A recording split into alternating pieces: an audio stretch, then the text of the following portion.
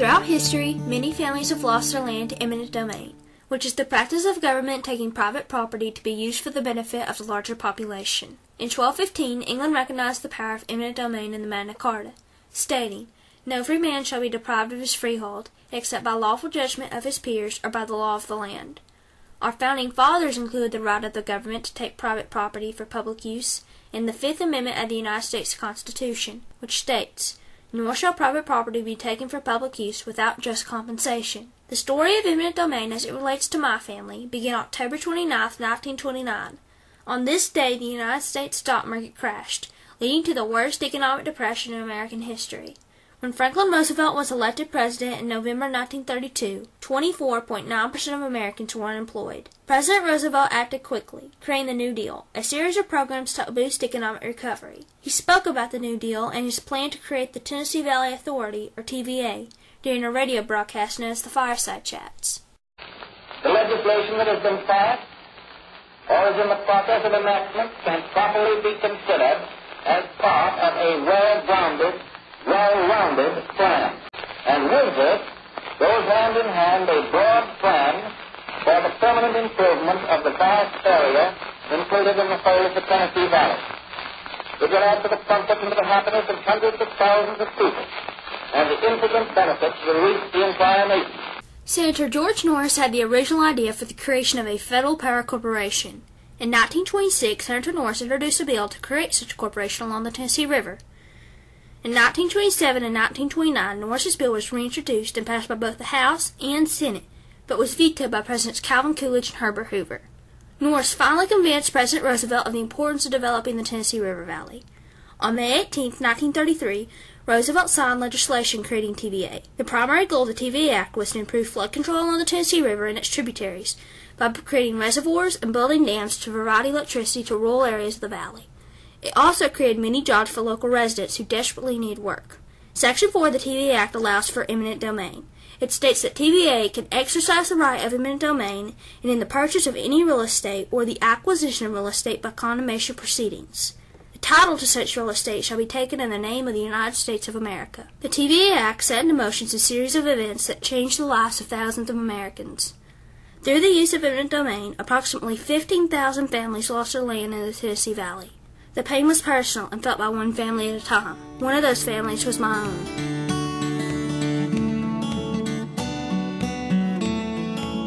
While President Roosevelt and Congress were busy passing legislation to help the economy, 2 generations of my family, the Bacon family of Hamlin County, Tennessee, were farming the river bottom of the Holston.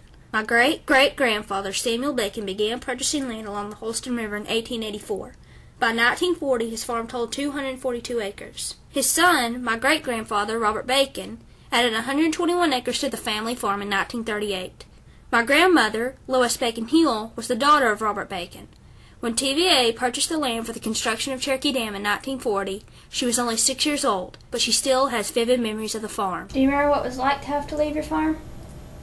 Yes, I do. My grandparents were very sad that they had to give up the home where they had raised their family and have their sons and their families move away. And they had lost their livelihood too, and it was the livelihood of the whole family when they gave up the farm. And then I lost my friends and my cousins that I played with. We weren't close together anymore. And one thing I remember about school, I was just started in the 1st grade, and every morning we would get out and make a circle around the flagpole and say the Pledge of Allegiance to the flag, and then we'd sing God Bless America. And it was hard to leave all that. Kindest neighbors, they're never mean, but all I had is lost in dreams, boys, lost in dreams. If the loss of the Bacon farm wasn't bad enough, they also lost their only source of income. The Fifth Amendment states the government must provide just compensation when it uses eminent domain.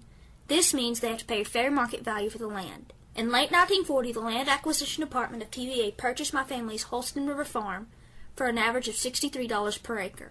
Private land sales during the same time period in 1940 averaged $38 per acre.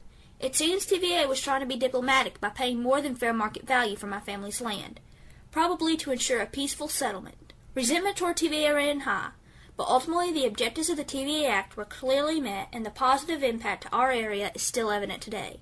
After leaving behind their farm, Robert Bacon purchased 215 acres in the White Pine community of Jefferson County. Samuel Bacon retired from farming, moving to a small 5-room house not far from his now flooded Holston River farm. He died 5 years later in 1945, never seeing the end result of his sacrifice. But can money and the successes of TVA make up for losing your home and everything you worked for? The sky is dark, but I'm away. All that I've worked for, taken away, boys, bulldozed away.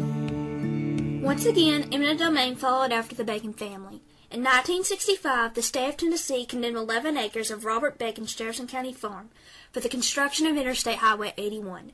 He was justly compensated with $8,700, but the path of the highway split his farm, making a 10-acre tract difficult to access. He ultimately sold those 10 acres in a private sale. Altogether, he lost 21 acres of his farm. Even with the hardship my family suffered, the interstate system provides transportation to millions of drivers each year.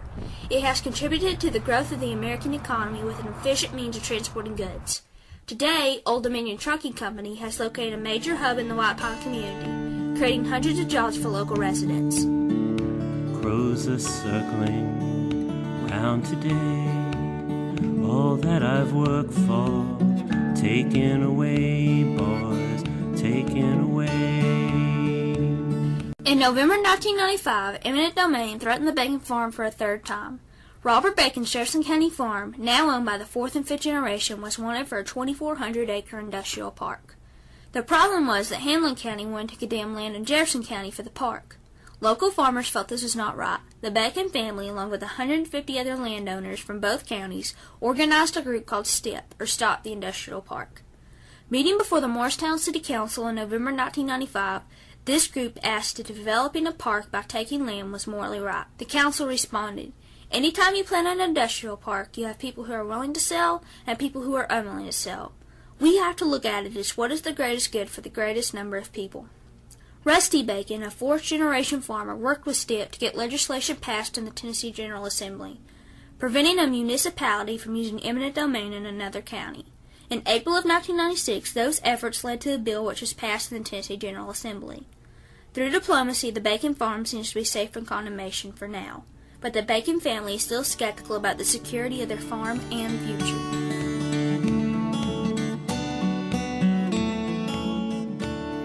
More recently, in 2005, the Supreme Court listened to debates about eminent domain in the controversial case of Kelo versus New London. The city of New London, Connecticut, developed an economic plan to stimulate business and create jobs, requiring the land of private citizens. This case was brought before the Supreme Court, arguing that the public good clause of eminent domain was not being properly followed. Arguments about the definition of public good were debated before the court. In a landmark 5-4 decision, the court ruled that New London's economic development plan met the public use clause of the Constitution. Justice John Paul Stevens wrote that as long as the use of eminent domain results in economic development, it is justified. This ruling further strengthens the legal argument of using eminent domain for private development and could put the Bacon farm at risk for a fourth time. The legacy of eminent domain has definitely left its mark on my family. But is it fair or right to take the livelihood of people against their will? If eminent domain has affected my family this much, how many more families will it affect in the years to come? The history of eminent domain is not finished. It is still being written to this very day. A new generation of families is currently feeling the effects of eminent domain in Jefferson County. Norfolk Southern Railroad is eyeing farmland in the New Market community for an intermodal facility. How will the lives of these families and other Americans change because of eminent domain? The sky is dark, but I'm away. All that I've worked for, taken away, boys, bulldozed away.